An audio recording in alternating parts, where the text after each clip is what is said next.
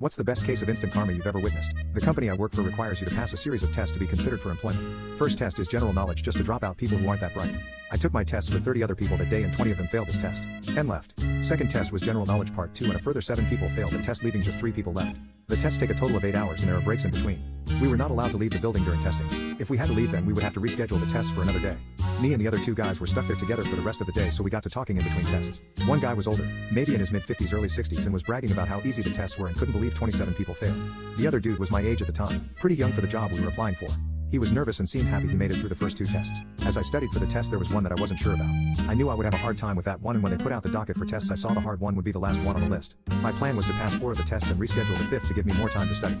All 3 of us passed the 3rd test and I had to listen to the old man gloat about how easy it was when the young guy and myself lamented it was harder than we thought. The young man said he knew all the math parts, but the theory and hardware parts would be the most difficult for me.